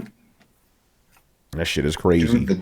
So yeah, pachinko machines or something else. So yeah, I'm guessing we're gonna see some Quantic Dream games, next gen, on all systems. Yeah, it'll be interesting. Maybe even Google Stadia, man. That shit is crazy. I'm sure a game like Heavy Rain would run pretty decent on Google Stadia because there's not much controlling you need to do in that game. Oh shit, that's a good point. What up? Yo, imagine fucking what's the name of the fucking the Wolf Among Us running like shit on Stadia? Yo. Yo, fucking what the fuck is their name? Telltale. Man. Rest in peace, though, man. Well, they're kind of back. Oh, are they back? Yeah, it's a different owner. Oh, that's right. Yeah, that's right. Yo, they need some Tencent money, man. Oh yeah. Yo. I think the order of business with the new version of Telltale is they're going to stay essentially as big as they used to be when they first were doing those sorts of games, right? Yeah, you're right about that. They just gotta create their own IPs. That's what they need to do, because that was the problem of the old one, and they spent all this money trying to get licensing for these IPs, and they weren't selling. Then what? It all went downhill after the success of fucking Walking Dead, because then they just started taking everything on. Oh yeah, they took everything. Well, I mean, to be honest, like we're going. That Borderlands one was awesome. That was my favorite one out of all of them. Tales from the Borderlands, the Game of Thrones. They did Batman. Game of Thrones kind of whack. I played that one. It was all right. Whatever. All right, man. Moving on. This one I'm throwing in here for fun. So fun? Yeah, fun. Funsies? Yeah. Hey, we have fun on this show sometimes, man. It's not just us bitching about shit for an hour and a half, Oh, yes, it is. Excuse me? Who was it? I forgot who it was. Somebody said that we should call ourselves the Grumpcast or something. I think it was Barry Burton, who's one of our moderators. Because we bitch, man. That's what we do around here. So anyway, Jordan's, the kicks and shit, and Xbox is collaborating for a new pair of sneakers that are like themed, they're weird because I don't see the Xbox in this shit. You know what I'm saying? If you look at a little X, you got like a pump. I'm looking at this at the sneakers. I'm not seeing any X's, but they are having a controller that has kind of like a basketball kind of texture on it. Yeah. Does it have Jordan's number on it? What, 23? Yeah. See, I think they fucked up. They should have called these Air Spencers. That's what they should have called them. No, but they look nice if you like the color red. Yeah, the sneakers don't look that bad, but the only thing that sucks is they use the Jordan 3s. Yeah. I mean, I'm a stickler for Jordan 1s, man. Those are my favorite ones. Yeah, Jordan 1s are like the ultimate classics. They could have gone those. They could have gotten 11s. Those two are my favorites. 11s are the ones with the white spats on them, right? The white on the top. The white spats. It's got the high top shoe, but it's got like white around the above the not above the toe, but like. Well, they're different color. They're different colorways. The 11s are the ones where they have like the plastic on them on the sides. It's like. Oh, okay. To be fair though, because this package comes with an Xbox One, so kind of cool. It has the Jordan logo, it has the basketball kind of texture on it. Looks pretty sweet. So this is only a tie with Jordan. It's not linked with 2K or EA for their basketball games. No. It doesn't come with an actual basketball game. No. They've done this before though. Xbox has had. Yeah, this is not the first sneakers? time. Yeah. They had a thing with either Nike or Jordan before. This is not the first time. PlayStation's done it. PlayStation's also done it, but they had that crazy shit where it was glowing. Fucking Techno Fabulous Call of Duty. He has one of those. He got one of those. He got one of those. Oh, yo, he got those crazy ass shoes. Yeah, I think the PS1 shoes are looking shoes. I think he what did. About anybody got the Taco Bell Xbox that has a? Oh shit! I remember that. Taco Bell Xbox. Yeah, remember there was a special. It was through Taco Bell. You had to win one, but if you won, it was a specially branded one, and it did the little ding sound for the. The bell thing. But yeah, Tony, that Xbox looks pretty sick. It looks like a shoebox. Yeah, dude, it looks badass, man. So the thing is, this isn't like something you just buy at a store. You have to like enter a contest and pretty much just hope you win it.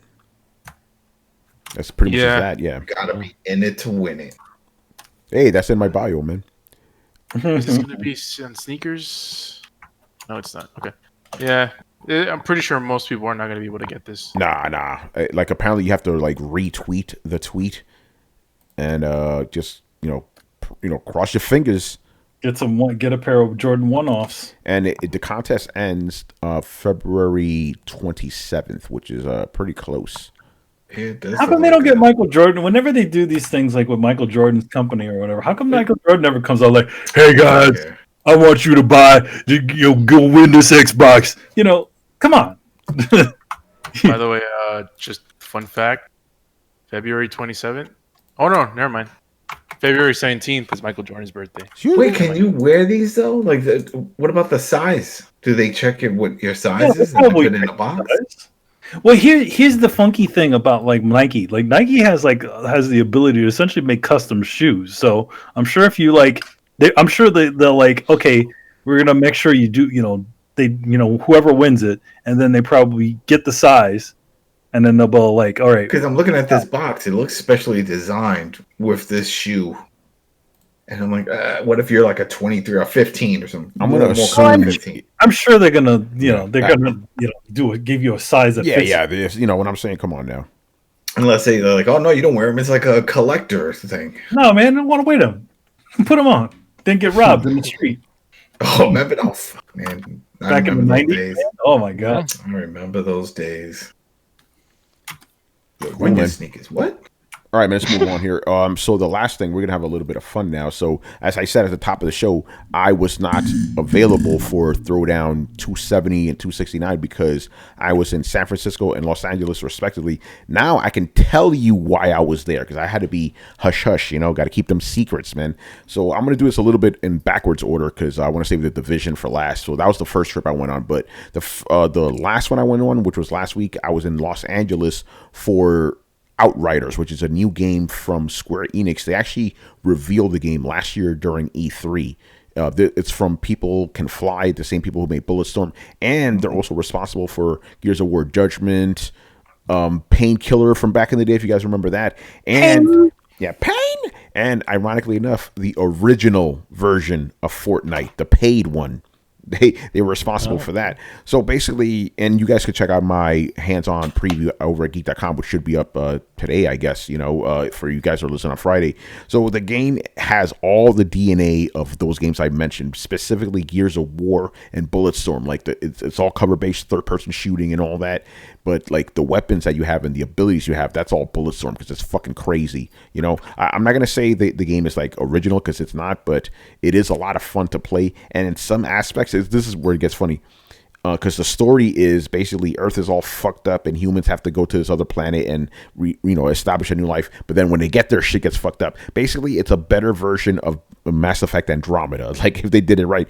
And the game also has a hub level where you could just go and pick up missions, upgrade your shit, and that is to me Anthem's hub world done correctly. So it's kind of funny how they're taking all these little pieces of these games and mashing them into one. But the thing that stands out with this game more than anything, and it's crazy, it is not, I repeat, not a games as a service game. They specifically said, we want the full package for gamers on day one. You don't have to buy shit later. If people want something, maybe we'll make it, but you get the full game on launch. That's unheard of now. So you got to give props to them for that. You know what I'm saying? Like, even Square-Enix, you got to give them props that they allowed that shit, So yeah, and the game, I only played a couple of levels and stuff, but it had a very World War I type of feel, like you're fighting in trenches and shit. The guns felt good, just like Gears of War. The cover-based mechanics, although the Division 2, which we'll talk about in a bit, that game has spoiled me when it comes to third-person shooting, because the cover in that game, the shooting is fucking fantastic. This one is still good, don't get me wrong, but I felt moving from cover to cover is not as tight as it is in the Division. It's not as seamless, but it's still pretty good. And they have 4 different classes you can play through. There's a Pyromancer, which uses fire. There's a Devastator, which uses earth-based attacks, and there's a Trickster, which is has the ability to slow down time. And there's another one that they will announce later. And the game is also not open world. It has giant levels or whatever, but none of that open world stuff, which is a little kind of good because we get too many open world games now, So I liked the game from what I played. It was pretty cool. Again, and what's fun about this game, I had no idea what the fuck to expect. I was like, Outriders, what the hell is that?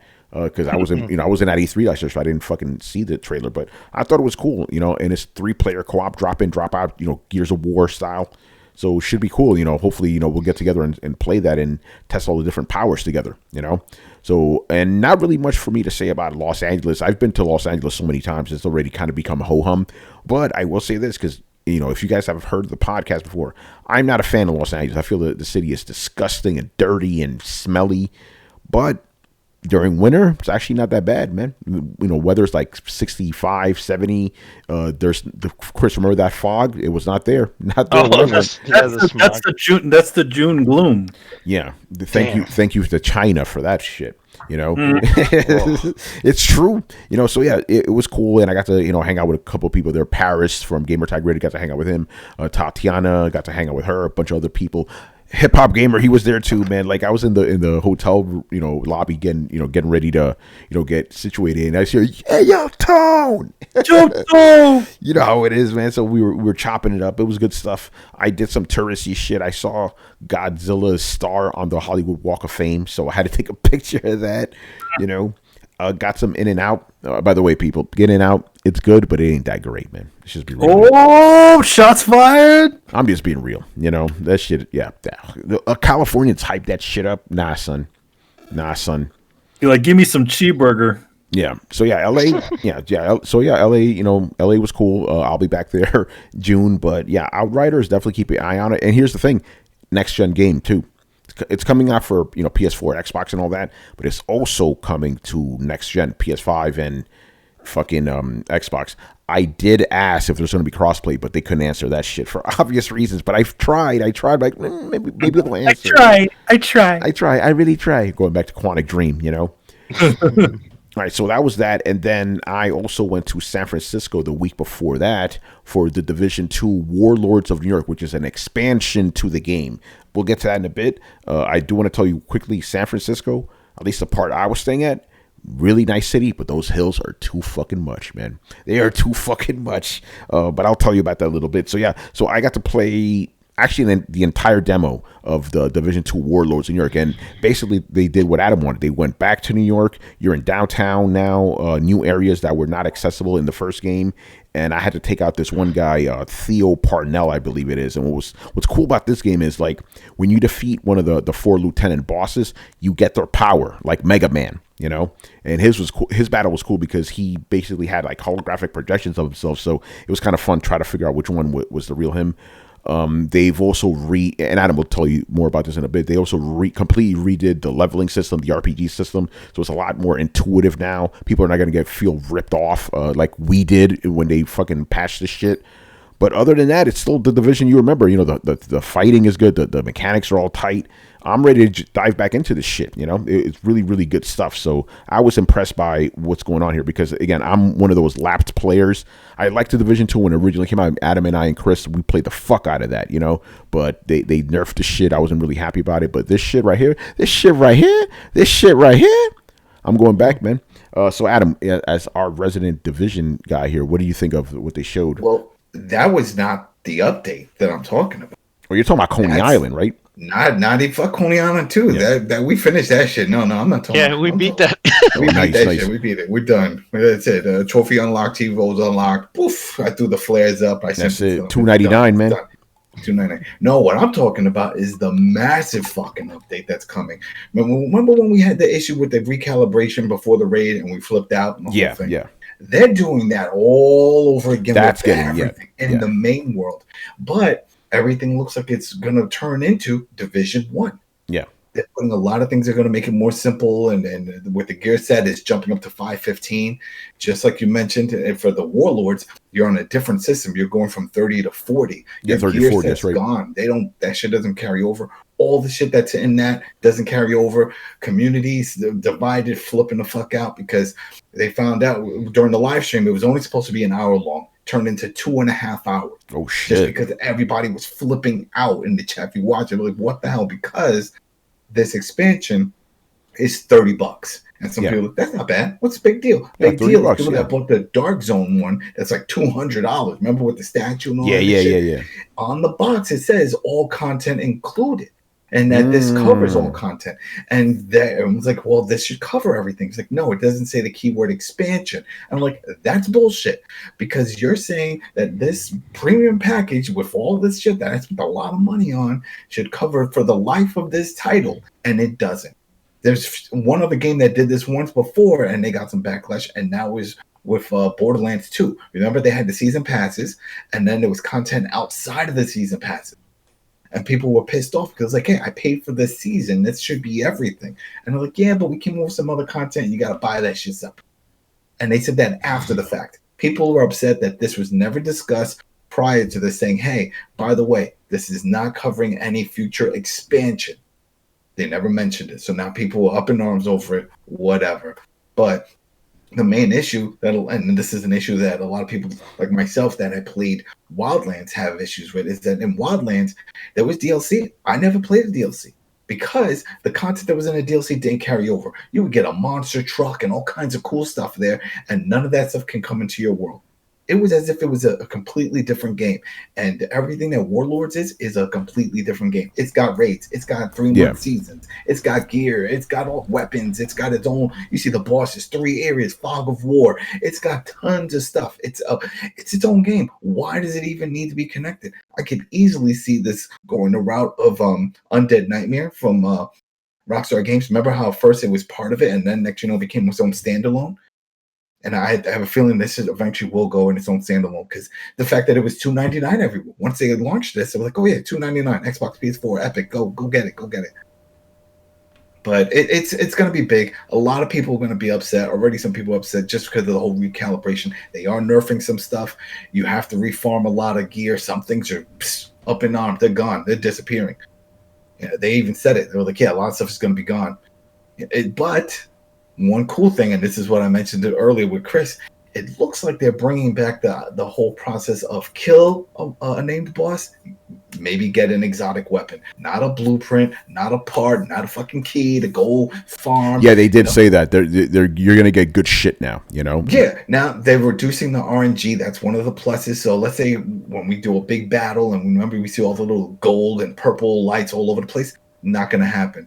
It's going to read members of the group and see what they actually would need. Then we would see those. But we're not going to see a bunch of shit and spend a half an hour running around just to realize it was all garbage.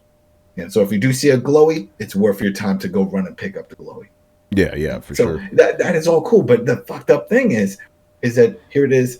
They make this announcement the same time they make the announcement of episode 3, which came out the next day after the announcement. There was no real planning. So it's like there was so much confusion. People like, even they were saying, oh, well, how much is this? I have to pay for episode 3 and then the season pass. And no, episode 3 is free. What do you mean it's free? They said it was $30. No, that's something separate. Oh, shit. It was too much info all at once. And it was because episode 3 was supposed to be released last year. And they had issues. And then they pushed it now. But then they had the season, this expansion that they didn't want to tell anybody about because they knew they were going to be up in arms about it once they said, oh, by the way, you're going to have to pay. Even if you spent all this money on the bigger packages, you're going to have to buy this. They purposely avoid mentioning that. All right, fine. But now get ready for the backlash because you got these two things colliding and everyone's still trying to figure this shit out. Till this day, I had a buddy of mine who was like, well, if I go buy that, I still got to go buy the season pass to go play that episode 3. And then I have to pay the $30. No, don't work that way. But they're confused. It's just a lot. It was a lot of information. And it was all bundled up. Then the next day they did a state of the game, and chat was blown up to the point they just rage quit. And it was like, all right, figure Damn. 15 minutes. Bye. All right, have a good night, everybody. What time we gotta go? Just like that. That's crazy. Yeah, I didn't know about any of that. Yeah, shit have been going crazy for it. But the content, if we from an outsider and you just look at it, it's like, oh, well, it sounds cool. Go back to New York. Got these 3 areas. You got the bosses. You got all the stuff. That's what it seemed like to me. I'm like, yo, I'm ready to go back. The shit, and they still haven't clarified because a lot of people flipped out on this one too. If you start the Warlords, you can't go back into the in-game world. Yeah, you can't until you finish it. There you go. Yeah. So it's like it locks you in, and people are like, what kind of shit is that? You know what I mean? It's like, why am I locked? And it's like you can't give things over. You can't. I don't know. That's gonna be some tricky shit because then, like you said, we have to fish. We have to play at least the main story. I don't know how long the main story is. I mean, I don't think you played the one boss, right? I played the one boss because basically what's going to happen is there's going to be 5 bosses altogether because the main guy is Aaron Keener, right? He's the main boss. But before that, you got to take out his 4 lieutenants, and each of them are in a different part of downtown. So it's going to be a pretty it's an expansion. It's not just a DLC. It's an expansion. Like you're going to see a lot of shit. It's its own other world, but I'm wondering, and I hope that that's what happens. That after we kill the bosses, then we could eventually go back into the other world if we want to, because there is no dark zone in the Warlord. Yeah, no, they said after you beat Keener, you could freely go back and forth. You can go back and forth. All right, so then I'm wondering if it's even that long. Maybe it's not that long. Who knows, because the mission I took, which is just one of the bosses, I finished it in an hour and a half, basically, and that was because I was by myself, so I could imagine with you guys, we could probably do even quicker. So what I'm hoping for, and they didn't mention this, but I'm thinking one of the bosses, because you probably saw that video, or maybe when they were there, when they talked about that there was one boss who actually lives in the subway tunnel of Lower Manhattan. So I'm wondering if that's going to be an underground type of thing where you can do underground, because remember in the other games you had different modes. You had underground, you had resistance and survival. I wonder if they're going to bring those back and put that in that world, because I mean the assets are there. You already have New York, you had the subway system, just to activate the shit, like, all right, now you could go and dungeon crawl and try to get stuff. Yeah, who knows? Because they never put that in DC. I mean, well, I just hope it works out. I hope people jump in and have fun, and I hope all these big updates that they say they're going to make and get rid of the whole RNG and make things simpler. It's a whole new user interface for all your gear. You could see all the stuff that's going on now more clearly, and as opposed to just picking shit up and doing numbers and taking out an Excel spreadsheet to see what fucking works and what doesn't. Yeah, they said it's supposed to be simple. Like at a glance, you could tell exactly what you're going to get. Yeah. If people go on the Coalition, I got some images and I took it from showing that, and you could see the colored bar meters that they're going with. So, and it's kind of fucking crazy because I'm colorblind, but whatever. It still looks better than it did before. So. Yeah, so it works out, man. Yeah, like I said, for me, I'm excited to go back because I really like the Division. It's definitely we like the game, we enjoy it. Yeah, for sure. But they made me stop playing it. You know what I'm saying? Well, that bullshit. Although I do need to go back with you guys to play episode 3 real quick. If it's not that long, I could crank that out because I got so many fucking games right now. Yeah, we did it pretty fast. All right, so we could do it tomorrow. Maybe we'll stream it tomorrow, people. Coney Island's kind of small. You could do that. Yeah. So that's going on with that. So again, I'm glad I was able to tell you guys about that shit. Not really much stories for San Francisco except for one, right? This one is funny because again, this city is known for its giant fucking hills. So I finished the event like 1 p.m. right? So I was like, all right, I got the whole day to myself. Let me go explore the city, man. And my theory was like, okay, if I go uphill, that means I'll just have to come downhill afterwards, right? So, and you guys, if you don't know, I'm not really a believer in God or providence or any of that, but I think somebody was looking out for me that day, man. As soon as I go down to the block, right, I get a phone call from Danny Pena. He's like, yo, Tony, where you at? I'm like, yo, I'm right down the block from the hotel. He's like, word, I just got to the hotel. Wait for me there. I'll come hang out with you. Yo, I'm glad he did because I needed help with them hills, boy. Holy shit. Like, these are hills you've never even seen in New York, bro. This is crazy. Like, these are mountains. Like, we're going downhill. I'm like, fuck. Like, that shit was tough, man. But credit to myself, though, because I've been, lifting weights and shit. My arms never got tired. My chest did. I need to do my cardio. You know what I'm saying? Fuck. But other than that, it was a good trip. But I did spend most of my time in the hotel lobby drinking with Danny and then Paris because I was not exploring that fucking city. No fucking way. It was too much. LA, I did some, because we've been there a bunch of times, so I already knew the area and stuff. So when I was bored, I'm like, I'll go out for a little bit. But San Francisco, fuck that shit. You need like a whip, It's crazy. Like even if you're just driving one block, it's like just drive up that steep ass hill. If you guys saw my Twitter, you saw the pictures. I'm not exaggerating. Like that shit is crazy. The only time you see hills like that in New York is if you go up to Washington Heights. Like Dykeman and stuff. It's very hill. It's like huge. Yeah, they're like vertical almost, Yeah, it's fucking crazy. Yo, and you could tell who the natives are versus the tourists, because the tourists were going up the hills huffing and puffing, right? Natives just walking up like nothing, Hilarious. Because the thing about it, they've been walking the streets since they were little kids, Did I see what now? No, I was going to say, you've seen those scooters and stuff, because I heard that they're all over the place because of that. Yep, plenty of that. Those companies that release those scooters, and you could just lay them anywhere. Yeah. LA had a bunch of those too, which is interesting. But, the difference between LA and San Francisco, there's a bunch of them, but, and Manny and I noticed this as soon as we got there, right? Nobody walks in LA at all, right? No. San Francisco, different story. Very much like New York, everybody's walking, which is kind of cool. There's some other thing, but apparently I stayed in the good part of town. There's this place for you people in San Francisco. You're probably gonna know what I'm talking about. It's called the Tenderloin. Everybody to the person said, stay the fuck away from there. That's apparently where all the bums and shit are, or bum like shitting. Yeah. Apparently, it just got really, really bad there, So yeah, crazy, man. So those are my adventures. So now I think we're pretty much done with the show. So we're gonna do a little bit of games we've been playing lately. So Adam, we'll start with you because you've probably been playing like 50 fucking games as always. Playing fucking G.I. Joe, got back into G.I. Joe, the arcade edition. That was really fun. And I think it was because they have a G.I. Joe game that's on iOS and Android. And I'm like, shit, this is a garbage game. But I was like, I remember when they made good G.I. Joe games. There was one on NES and stuff, and then the arcade one where it was just a shooter. You're just moving forward and just killing everything. Doing that, finishing up Diablo 3 on Switch. So that's a good one. That's been taking forever, but now that I'm done with the Marvel Ultimate Alliance, I can focus and do that. Zen Pinball, been playing all the Zen Pinballs, trying to get my high score on all of them. I don't know why I've been doing that. Division, we finished, Chris and I, we did that one, and we'll probably spend more time in there. And there was some more stuff that I was playing. I don't remember what it was. I was just playing. I don't know what it was, but it was some other shit. It was more bullshit. I played a lot of bullshit, a lot of old games. Oh, a lot of N64 games. That's what I've been playing. A lot of N64 Mario Kart and the WCW, NWO, and the No Mercy. I don't know how the hell you have time for all this shit, man. You got kids, But that's the thing. Those I get the kids involved in. Oh, okay. That's the thing. That's why when I shoot with the big box and doing everything, all the emulation that I've been porting over to my NVIDIA Shield, because then I have that one in the living room, and then I have the controllers. I'm like, come on, kids, let's play some Nintendo, and then we'll start playing through that way. And that's how they like to play those games. That's good.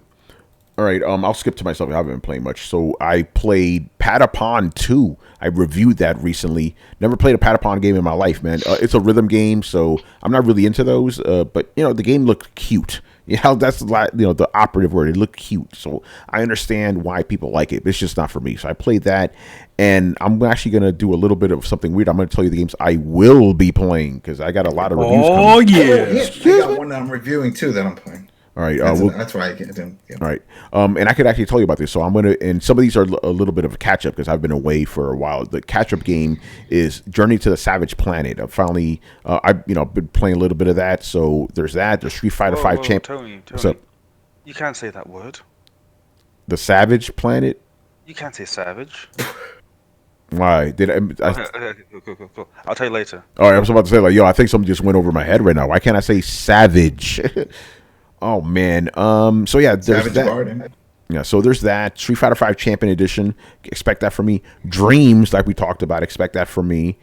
Mega Man Zero. That's going to be a little bit later. I've never played Mega Man Zero because those were like. That's what I've been playing. Okay, so yeah, those are Game Boy games, I believe. So there's that. That's the PlayStation, Xbox. Yeah, I got it on PlayStation. Yeah. So expect those from me soon, people. So yeah, but I've been playing. Right now, just trying to juggle all these. So that's that for me. All right. Manny, are you still playing Death Stranding? I am still playing Death Stranding. I am at the end of Chapter 8. I've gotten all of the preppers up to a maximum level. I still have that asshole with the pizzas that I need to get up. He's apparently he still needs some more working. But up to this point, I'm pretty good. So all I need to do is this one thing that I have to go back to Hartman's lab and do something there, and then apparently then's the infamous second part of the game where everybody says the whole game just changes. The other part of it. Yeah, so. You'll see. Yeah, so I mean, granted, like it seems like everybody's, I don't know what else is coming up next. I don't know if there's any more like a third. I figure there's a third location, but I'm not sure if there's any sort of preppers or things that I need to do there, or it's just like, or it's just back-to-back boss battles. So I mean, it's good. It's good so far. The what was it? The Evo Devo what was it? The biologist? She was a bit of a hard one to get up because she's in a location that's like filled with danger because literally her house is sitting on the edge of a volcano, and in the volcano is a bunch of these super BTs. Oh shit! Like there's like a giant one in there. Like there's like ones there's those, and then there's the terrorist next to her. There's the she's literally next to all the most dangerous things in the game. There's terrorists on the bottom, which looks like where I need to go later, I guess, because I need to connect that location, I'm guessing. And there's a bunch of terrorists over there, and then right next to the terrorists is this big BT area with like these super strong BTs there, like ones that don't even have like umbilical cords on them. Oh shit! Yeah, like these, like there's like a really big red one. That I just I kept throwing grenades at it and then just ran away. I'm like, shit. Yeah, and there's some of that big red one doesn't even like react when you throw the grenades at it. Got fucking mad. I took off. Yeah. So that she was a little bit difficult, but once I connected her section there, a bunch of zip lines showed up. I'm like, oh yeah, this is good. Nice. So I didn't even need to build any zip lines. So I think I'm gonna go back and see what else is there. And then I hear that this point is what they call the point of no return. I can't return to this part of the game probably until later on. So they'll like get everything done that you need to get done and then move on. So I'm like, that's what I'm going to do now. But yeah, I'm enjoying the game so far. I just, my usual sort of complaints with it. This is not a spoiler, but the elder died in my game. Yeah, he died in mine too. Oh, he's still alive in mine, man. The elder prepper, yeah, apparently he's somewhat time-based. I think he's time-based or he's mission-based. There's an urgent mission that you take, and I've been taking things to him every so often, but there was this one time I took something to him. I went up there, and it was the craziest thing ever, because usually it doesn't rain where he is. Yeah. I went up to the top of that mountain. It's raining and storming. I go up to this house, and I notice he didn't show up like usual, like, hey, welcome. So I go inside, and then it has, how like when there's not somebody at their house or their little... It has the computer. Automated, like an answering machine for it. So that thing shows up. I'm like, okay, this is weird.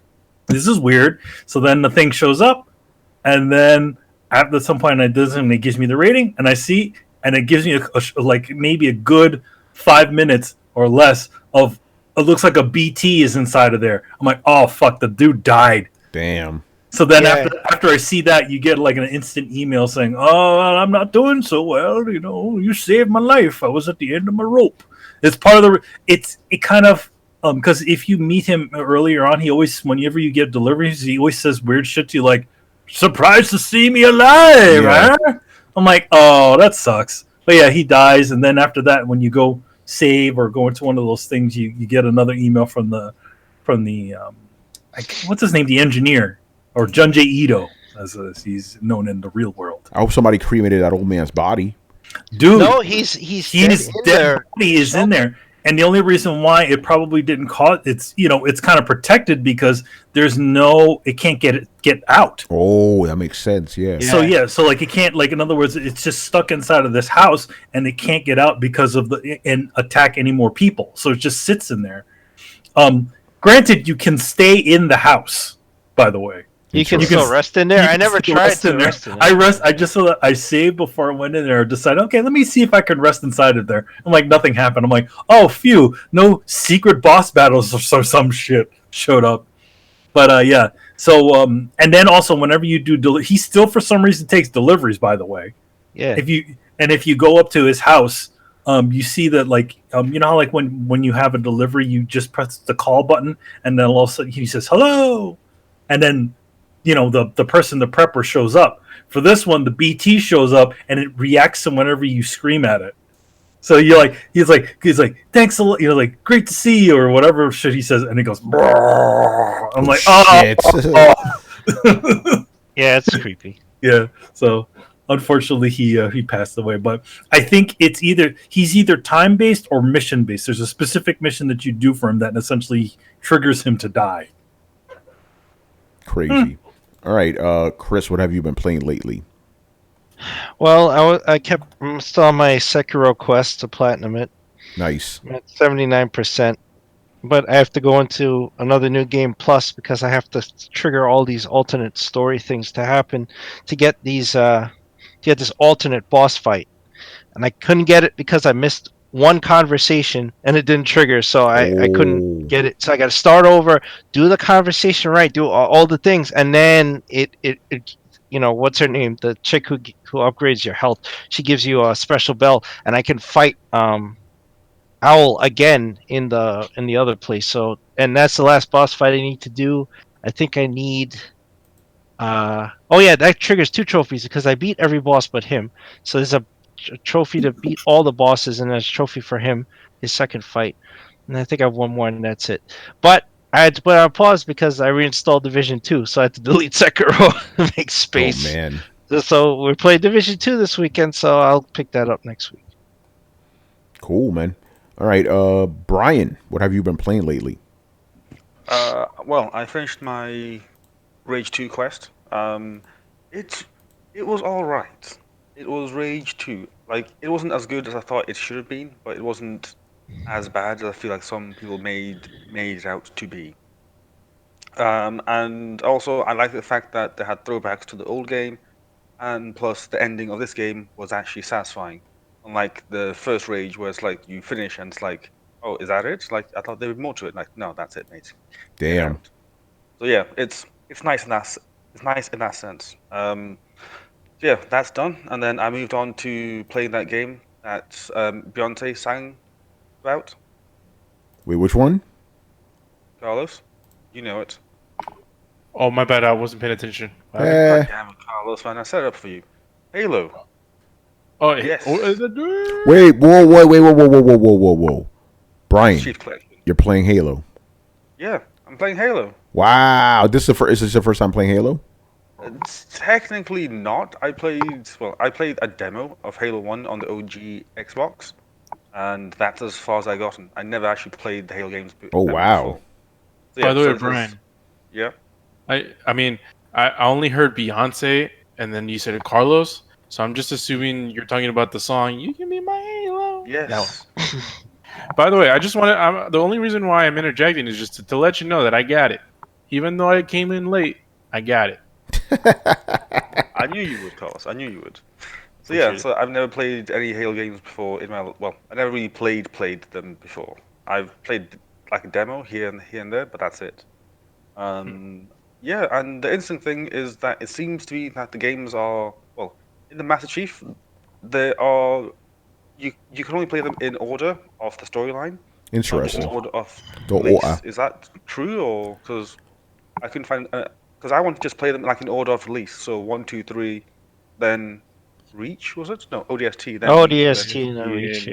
Yeah, but the first thing on the list is Reach, and I know that Reach comes before 1 in the storyline. So hence it's like, is it order of the storyline?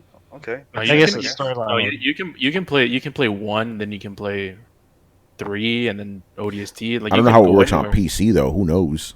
It's the same as on Xbox. I mean, Tony and I played 1. Yeah. Didn't we live stream the entire playthrough of us doing that shit? Yeah, we did. Yeah, we did. Yeah, so go check that out. That was my first time playing Halo, like, fully, because I did play some of it back in the day, the original one, but I was like, 2 analog sticks to move. What the fuck is this shit? And ironically enough, when I play the game, I'm like, wait, I can't jump, I can't grab onto ledges. Like, it's funny because it was too complicated for me back then. Now it's too simple. But Halo was fucking dope. Yeah, so I'll be getting deep into that, and I just found out that if you have Game Pass, you get access to the beta for Bleeding Edge. So Big Mike, there you go, man. That. Oh man, sorry about yawning on air. Fuck, your boy's tired. Anyway, I just installed the Bleeding Edge beta, so it's fine. Yeah. Yo, no, I wasn't yawning because of Halo. I said, oh, they're gonna call us fucking ponies. Damien's about to come at us, man. They're gonna call it. Damien is gonna come back. See, that's the only thing. That's the only thing that he's Damien's gonna hear you yawning at Halo. Yeah, like this entire podcast. Remember earlier in the podcast, I was giving praise to Xbox and shit. He's only gonna hear that. Tony, why you a pony? You hating on Halo? You know. Shout out to Damien, man, our biggest hater / supporter. You know. Yo, man. Anyway, go on, Brian. Halo. No, that's it. It's like I literally just started like last night, so that's it. I have nothing to say about the game so far. Again, it's Halo. I'll let you know as the weeks goes on. I reckon I can finish maybe by mid-March. So currently, my plan is I can get all the Halo games done, and then for my birthday, once more, I'll get Platinum in God of War because nice. I love the franchise. And this is going to be God of War as in Dad of War, not actual God of War. Yeah, Beard of War. Beard of War. Yeah, those Valkyrie ones. Those are brutal. I spend a lot of time. Oh, I did those fights. I actually got that trophy. Yo, by the way, I let my nephew handle them motherfuckers. Like, I did. The voice of God. Yeah, no, my nephew. Yeah, I beat like 5 of them on my own, but then he came over. I'm like, fuck it, you finish the rest. You know. Yo, the last one, it took him like an hour to take that bitch down. You know. Oh yeah, and he beat her before. You know. Oh, I hear music. Yeah, I hear music. It's Halo. Oh, sorry, that's me. Okay. Yeah. Oh. Yeah, but copyright strike. Pause before demonetization. That was Carlos, by the way, that I saw. Yeah, I should have stopped it because I forgot that the sound was going through. Yeah. Demonetization, people. They don't matter anyway. All right. And Carlos, what have you been playing lately, man? So, I've been playing Dreams. Excuse me? Wait, what? Yeah, like I started playing it as soon as it turned midnight Eastern. Oh wow! Hold on, let me turn off the master volume of this stupid game. God damn, that shit's. Were you able to make Halo inside of it already, man? Yo, man, I tried and couldn't do it. Nah, I'm not into like creating the worlds. I'm more into like just playing whatever people make. Yeah. So I just played a couple of levels and that's it. I mean, it's fine. I can't really speak more than that because I only played like half an hour. And that's it. I'm playing Halo right now. I don't know if you guys can see it. My little Halo. Yeah, it just looked kind of fucked up on my end because of the city. Hold on a second. Let me take the city away. Let me see what this looks like. Hey, I'm playing Halo as well. Let me check. Hey, look at that. There we go. There's some footage for you guys. Oh, I know. I'm seeing what Brian is talking about. Like he can only launch Reach. Yeah. I don't know what's going to happen if I switch over, but can you see that? Can you see? Hold on, Brian. Let me go to you. Oh yeah, on my screen. Damn, I see the mountains and shit. I see Halos. Yeah. Oh shit! Look at that, man. Yo, how you gonna have gameplay footage on a gaming podcast, man? That shit don't make no sense.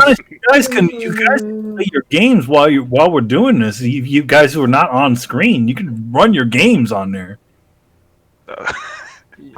I can, but I play like actually would be like really.